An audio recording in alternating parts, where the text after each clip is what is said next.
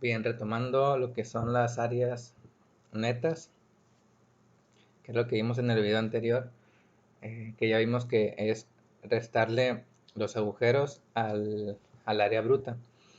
Entonces, ya tenemos, o recordemos un poco, que tenemos área bruta, que es el área total de la sección, área neta, que es el área menos los agujeros. Se presenta otro caso, o bueno, los casos que hemos visto aquí, los ejemplos, es cuando los agujeros coinciden. O sea, están sobre una misma, que es fácil, vaya, identificar la falla, que sería en cualquiera, por ejemplo, en este perfil W, hay tres posibles planos de falla, 1, 2 y 3, que ambos planos pues representan eh, esta sección, ¿no? Entonces, pero ¿qué pasa cuando están en zigzag? Para una cadena de perforaciones que se extiende a través de una pieza en una línea en diagonal o zigzag, el ancho neto de esta parte se obtendrá deduciendo del ancho bruto o del área bruta la suma de diámetros o ranuras de todas las perforaciones de una cadena y agregando para cada cambio de línea perpendicular a la dirección de la fuerza la cantidad S cuadrada, este es S cuadrada, se puso ahí como un 2, entre 4G, como se muestra a continuación, o en esta figura se explica un poco mejor, se visualiza un poco mejor. Entonces, como pueden ver, esta, este, este bloque pues tiene agujeros alternados, o sea, no están orientados o alineados, vaya. Como podemos ver aquí, zigzag. Entonces aquí no es tan fácil predecir el plano de falla. No podemos decir, mi plano de falla va a ser este, o va a ser por aquí. Entonces, es común que en estos tipos de elementos la falla, obviamente la falla va a ocurrir en el plano que tenga menos área. Entonces, puede que venga del extremo superior al primer agujero y aquí se abra para acá, regrese y vuelva. O puede que sea todo completo, o puede que baje el primero al segundo y de aquí se venga para abajo. Entonces hay muchas o varios planos de falla, entonces nosotros tendríamos que calcular pues todos los posibles y el que tenga menos área pues ese en esa trayectoria va a fallar. Entonces pues es muy sencillo, el área neta, si este fuera mi plano de falla, este vertical, pues sería el área neta menos dos agujeros. Pero cuando quiera, por ejemplo, calcular el área neta de la trayectoria de falla en zigzag, pues no es tan fácil. Entonces lo que la ICC recomienda es esta fórmula. Entonces aquí lo especifica. Hay que dejar claro antes que la separación entre pernos horizontal se le llama S o paso, es el paso de los pernos. Y el vertical se denomina con una G, que es el gramil. Gramil y paso. Entonces, si se dan cuenta, aquí aparece en la fórmula. Entonces, ¿cómo calculo el área neta si yo quiero calcular una trayectoria en zigzag? Entonces sería pues el área bruta menos el número de agujeros por su diámetro. O sea, en este caso quitaría 1, 2 y 3. Pero debo sumarle esta ecuación, que en este caso sería desde igual a 1 hasta nd, que es el número de gramiles, S cuadrada entre 4G. Para el ejemplo, bueno, por el espesor, ¿no? Para este caso en particular de la imagen, pues sería o sea, dos veces esta sumatoria sería hasta 2, donde empezamos con este primero de aquí, que sería esta S al cuadrado entre 4 veces este gramil, más S cuadrada, que en este caso sería la misma, entre 4 veces este gramil. Entonces puede que las G sean distintas, entonces, o las S incluso cambien, ¿no? por eso dice que es S cuadrada entre 4G.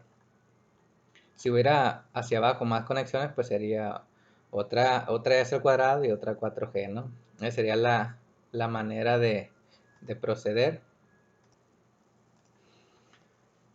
Bien, entonces esa es la formulita que vamos a utilizar cuando se trate de arreglos en zigzag, ¿no? De los pernos.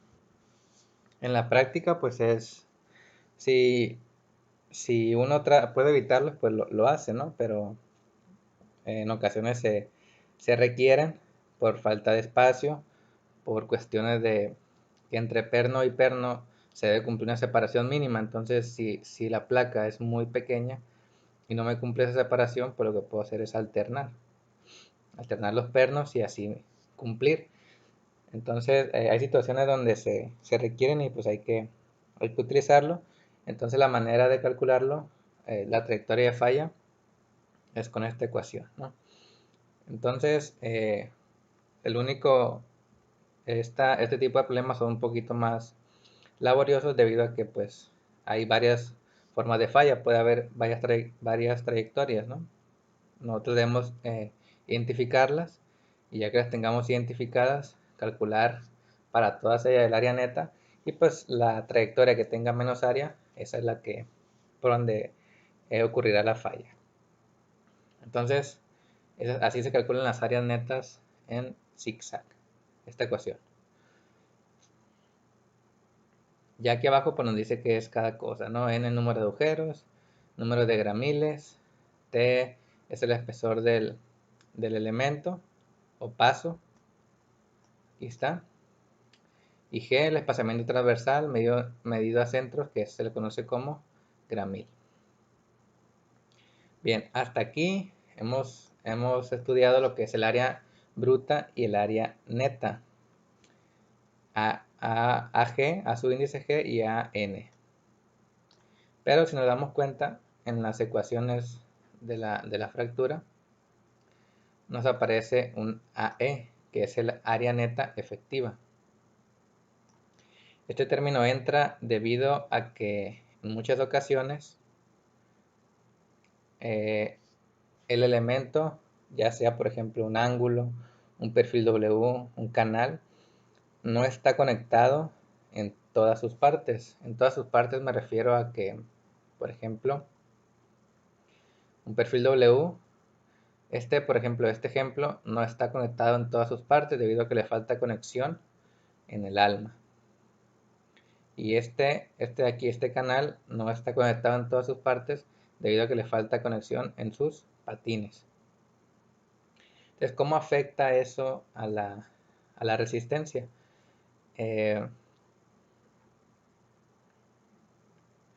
¿Cómo afecta eso a la resistencia? Pues obviamente si no toda la parte de la sección está conectada, pues el esfuerzo no es uniforme. No se aplica la teoría de P entre A, ¿no?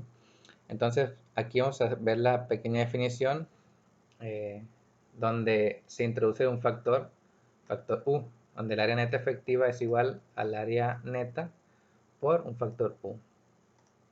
Dice, es la parte del área de un miembro de tensión que participa de manera efectiva en la transferencia de la fuerza. Si las fuerzas no son transferidas uniformemente a través de la sección transversal de un miembro, habrá una región de transición de esfuerzo no uniforme que irá de la conexión del miembro a lo largo de cierta distancia. En la región de transición, el esfuerzo en la parte conectada del miembro puede fácilmente exceder Fy y entrar al rango de endurecimiento por deformación. Entonces, es lo que explica este esquema. Por ejemplo, aquí pone un ángulo que está conectado solamente en una de sus alas, ¿no? Aquí está, se puede ver la sección del ángulo. Aquí vemos que es L y está conectado solamente en una de sus alas. Entonces, al momento de aplicar tensión, pues hay una parte del ángulo que no está trabajando. Área inefectiva debido al retraso por cortante. Esta área asombrada no está trabajando. Entonces los esfuerzos no se distribuyen uniformemente. Entonces, Ese factor U se le conoce como factor de corte diferido, shear lag. Es determinado como se muestra en la tabla D3.1 de la norma de la ICC 360-10. El corte diferido se presenta cuando alguno de los elementos del miembro no está conectado. Entonces es simple, ¿no? Si todo el elemento está conectado, pues la U sería unitaria y el área neta sería igual al área neta efectiva. Pero si el elemento está conectado solamente en una de sus partes, pues ahí sí tendríamos que calcular ese factor, ¿no? Entonces, con partes nos referimos a los elementos que conforman una sección. Entonces, para que este elemento, por ejemplo, estuviera conectado en todas sus partes y la U valiera 1, tendría que estar conectado también en el alma. Y este de acá tendría que estar conectado en sus patines también. Entonces, como por ejemplo, si este fuera nuestro ejemplo, tendríamos que calcular el factor U. Bien, más adelante voy a mostrar la tabla de cómo se calcula el factor U. Y el último modo de falla, aquí se me pasó a ponerlo, es el bloque de cortante. Es un modo de falla en el cual uno o más bloques de material de la placa se desgarran en el extremo de un miembro en tensión o de una placa de unión. En el caso de conexiones soldadas, los bloques están limitados por los centros de línea de las soldaduras de filete. Este tipo de soldaduras pues se va a ver un poquito más adelante, ¿no? La falla de un miembro puede ocurrir a lo largo de una trayectoria que implique tensión en un plano y cortante en el otro plano perpendicular. Ya habíamos hablado de las formas de falla, ¿no? Eran tres: flencia, fractura y bloque de cortante. Flencia aquí, fractura al segundo, y el bloque de cortante, que dijimos que era una combinación de fuerza cortante que es paralela a la carga y una zona de tensión que es perpendicular a la carga. Entonces el bloque de cortante es la tercera forma de falla. Venimos hacia abajo y aquí tenemos el bloque, ¿no? Por ejemplo, aquí nos pone el esquema de una sección canal que está conectada solamente en el alma, y al momento de tener o de someterse a tensión, pues en este caso ejemplifica el bloque de cortante, que sería esta parte, un desgarro de esta zona de la sección, y que esta parte que es paralela a la carga es la zona de cortante y la perpendicular es la zona de tensión. Por eso es una combinación de ambas. Entonces, respecto a lo estipulado en la especificación LRFD J4.3, en la parte del reglamento donde viene cómo se calcula esta falla, se establece que la resistencia de diseño debida a bloque de cortante se determina considerando el valor mayor de, y aquí nos describe el resultado del cálculo de la resistencia por fractura de tensión de la sección neta en una dirección, y sumando a ese valor la resistencia de flencia por corte en el área total del segmento perpendicular, o el resultado del cálculo de la resistencia a la fractura por cortante en el área total sujeta a tensión, y sumando a este valor la resistencia a la flencia por tensión en el área neta del segmento perpendicular sujeto a cortante. Para flencia por cortante y fractura en tensión, la resistencia de diseño es, y aquí prácticamente nos está diciendo lo que estos dos textos nos lo resume en las fórmulas, ¿no? Para flencia por cortante y fractura en tensión, la resistencia de diseño es, aquí tenemos, ¿no? Phi por 0.6 del esfuerzo de flencia por el área bruta en cortante, más el esfuerzo último por el área neta en tensión. Y para fractura por cortante y flencia en tensión, la resistencia de diseño es 0.6 de FU por el área neta en cortante, más FY por el área bruta en tensión. Si se dan cuenta, las fórmulas se parecen, solamente que van intercambiando entre los esfuerzos y las áreas. De estas dos resistencias, una vez que las calculemos, pues vamos a agarrar la más pequeña. Esa sería la resistencia por bloque de cortante. Y aquí nos dice, ¿no? Donde AGB es el área gruesa o el área bruta acortante del bloque estudiado. ANT es el área neta en tensión del bloque estudiado. ANV, área neta acortante del bloque estudiado. Y AGT, área bruta o área gruesa en tensión del bloque estudiado. En las dos ecuaciones mencionadas anteriormente, el phi es igual a 0.75. Este phi de aquí, en ambas ecuaciones, sería 0.75. Como estado límite de fractura, la ecuación gobernante será la que contenga el mayor término de fractura.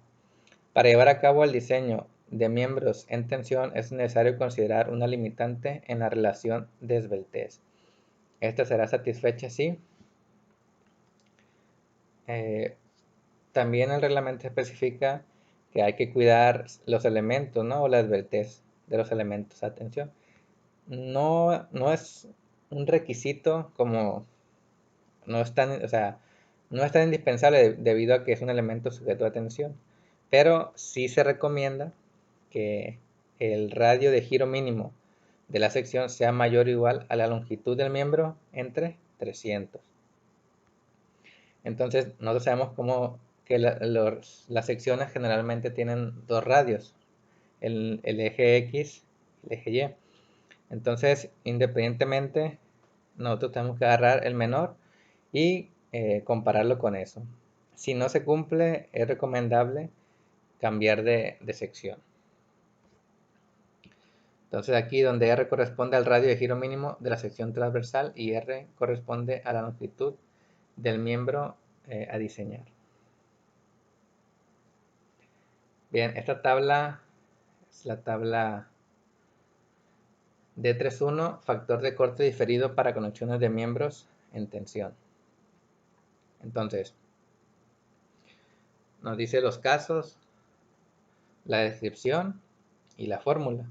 Y nos pone un ejemplito aquí de cómo sería la figura. Entonces, ¿cuándo va a valer 1?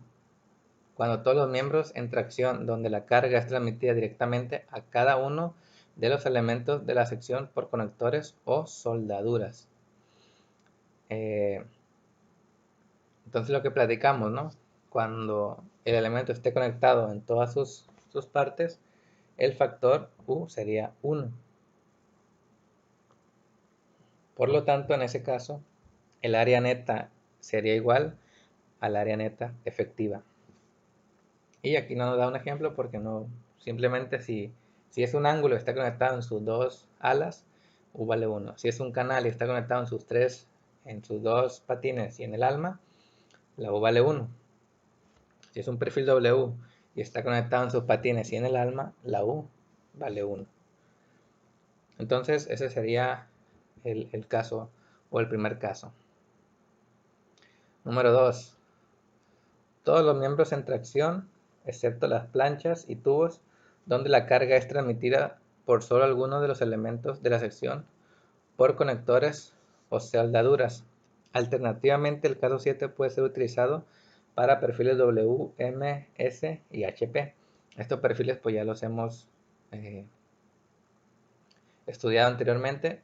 Todos son perfiles que tienen esta forma, ¿no? Forma de I. Entonces, cuando este elemento esté conectado solamente por algunos elementos, la fórmula es 1 menos X testada entre L. Esta L de aquí es la longitud de la conexión. La longitud de la conexión, si el elemento es conectado, la longitud de la conexión es desde el primero al último. Está del primero al último tornillo. De aquí a aquí. sea, esta longitud es la longitud de la conexión. Un error que cometemos comúnmente es que siempre o a veces la tomamos desde el inicio, donde inicia el perfil, hasta el último tornillo, pero no, debe ser del primero al último. Si es una conexión soldada, pues sería de donde inicia la soldadura hasta donde termina. Entonces, longitud de la conexión, recuérdenlo siempre, no se debe olvidar, de donde inicia la primera fila de tornillos a la última. Esa es la longitud de la conexión. Entonces aquí nos muestra el ejemplo de cómo calcular la X testada. Si el elemento está conectado, voy a ser un poco más grande aquí, si se aprecia. Si el elemento está conectado en lo que es el alma, la X testada es esta distancia.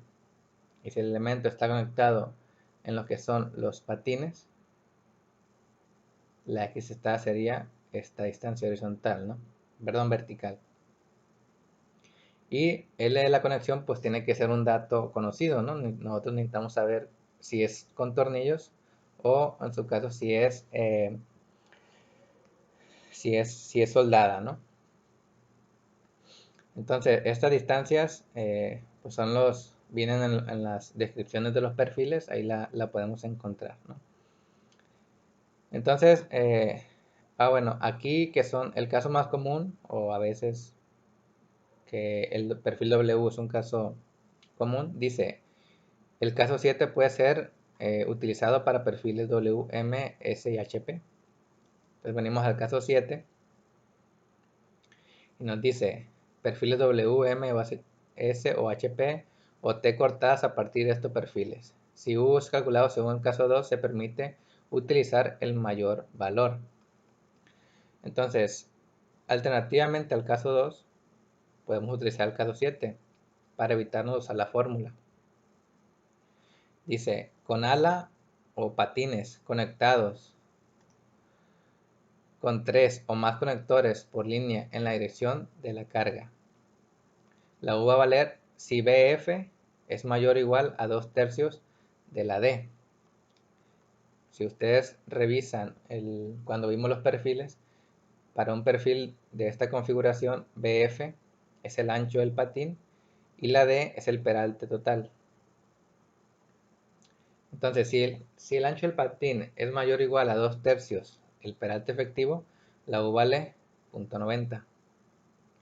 Pero si no es así, si BF es menor que 2/3 del peralte efectivo, la U vale 0.85.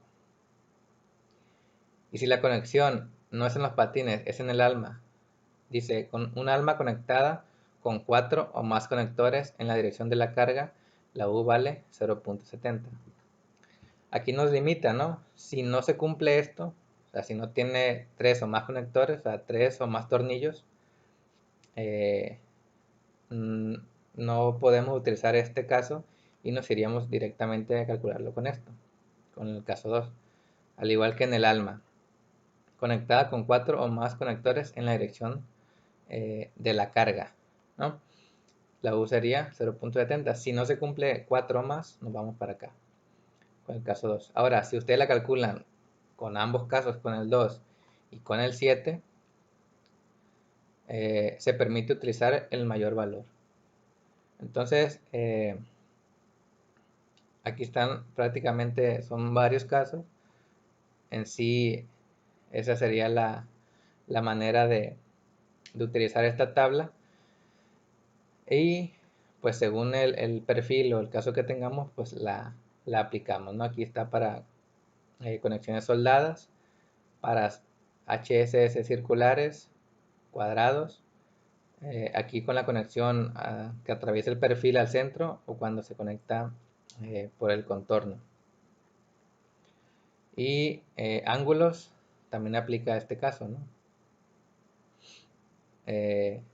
Aquí dice todos los miembros en tracción excepto las planchas y tubos.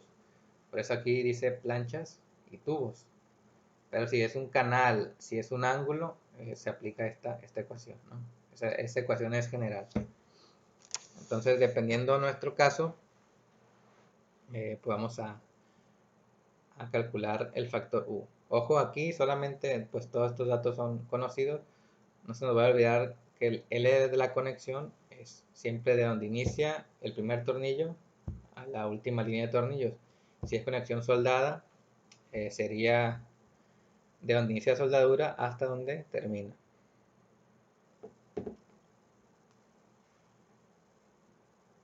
Igual cuando veamos ejemplos se va a entender, vamos a utilizar esta tabla y va a quedar un poco más clara. Bien, aquí es un ejemplo para el cálculo de lo que son las áreas netas y áreas netas efectivas.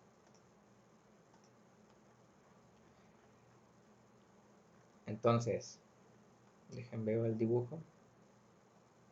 Aquí, por ejemplo, donde nos dice lo que es el bloque de cortante, es una sección canal, y el desgarre, si se dan cuenta, es esto, ¿no? Más o menos esta configuración. Entonces, el ejemplo de abajo no es exactamente igual, pero es parecido, ¿no? Igual es un ejemplo general para ejemplificar el cálculo de las áreas, ¿no? Entonces, ojo aquí, tenemos 4 áreas: AGB, ANT, ANB y AGT, que son las que se aplican en las ecuaciones del bloque de cortante, ¿no? AGB, ANT, ANB y AGT. Entonces, si venimos para acá,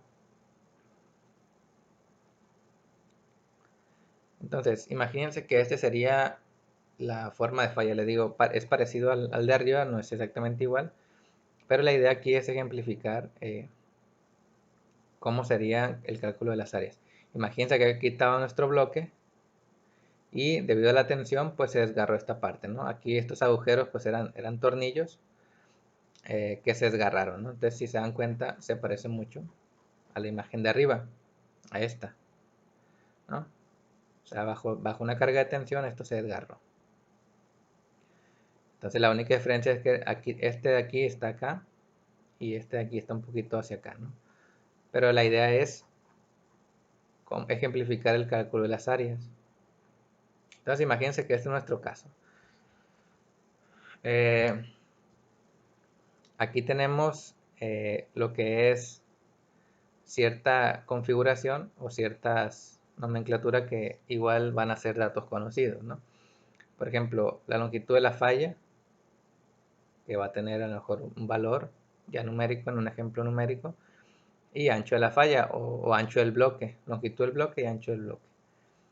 DA significa diámetro del agujero, T el espesor y L longitud de la conexión. Ojo, aquí, como aquí está un tornillo, fíjense cómo va de donde inicia de centro de tornillo, de primera línea de tornillo, a centroide de la última línea de tornillos. Esa es la longitud de la conexión. Entonces nos dice, bueno, hay que calcular esas 4 áreas que nos pide. Entonces siempre las áreas, si se dan cuenta, aquí tenemos área paralela a la tensión y un área perpendicular a la tensión. ¿Cómo calcularlo? Es sencillo, ¿no? Empezamos con el cálculo del área bruta en cortante. Entonces, AGB o área bruta en cortante tiene que ser un área paralela a la carga. Entonces hay que recordar el concepto área bruta. ¿Qué significa el área bruta? El área total, sin restar los agujeros. Entonces, en este caso es el área sombreada. Fíjense que esta área es el área paralela a la tensión y no estoy restando nada de agujeros. Entonces, ¿cómo sería esta área? Sería que longitud de la falla o longitud del bloque por el espesor. Longitud de la falla por el espesor.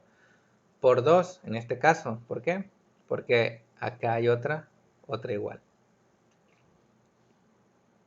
Entonces esa sería el área bruta en cortante para este caso. Bajamos, ya tengo una de las 4 áreas. Cálculo del área bruta en tensión AGT.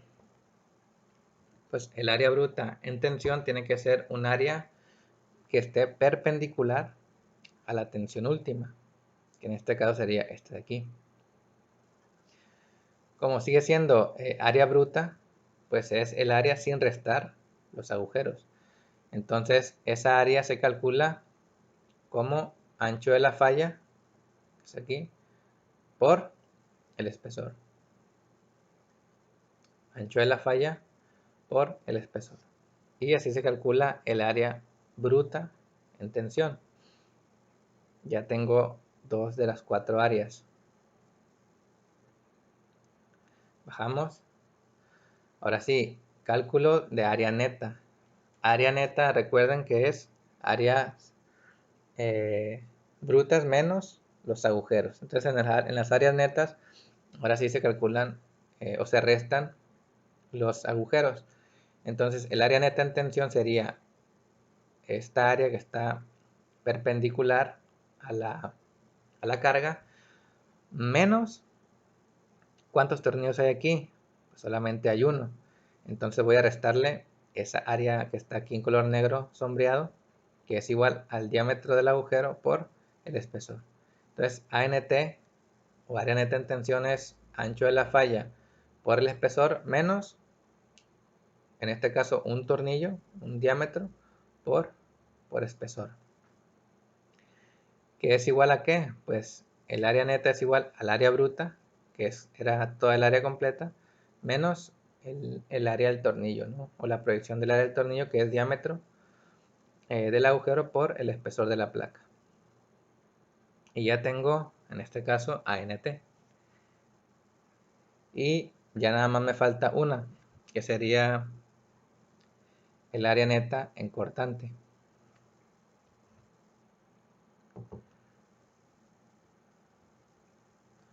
Que es este de aquí, ANV. Entonces, ¿cómo sería ese cálculo del área? Pues sería longitud de la falla por el espesor por 2, ¿no? Ahí ya tengo el área bruta, menos, ¿cuántos agujeros hay aquí? 1, 2, 3, 4, 5, 6.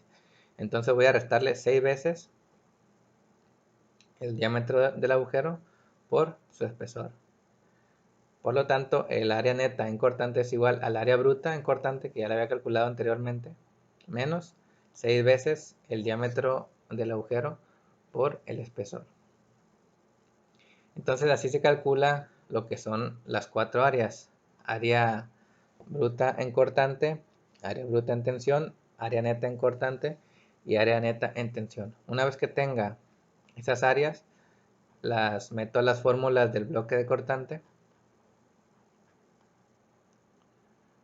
Esta de aquí igual a esta de acá, y voy a tener 2 resistencias y me voy a quedar con la más pequeña. Si por ejemplo para esta me da, por decir un número, 200 toneladas y para esta me da 150 toneladas, me voy a quedar con la resistencia al bloque sería esta. Entonces, resumiendo lo que es las formas de falla de elementos sujetos a tensión, voy a tener 3, ¿no? Flujo o fluencia en la sección total, fractura en la sección neta y lo que es el bloque de cortante. Ya vimos cómo se calcula. La más sencilla es la fluencia, ya que simplemente es multiplicar lo que es el área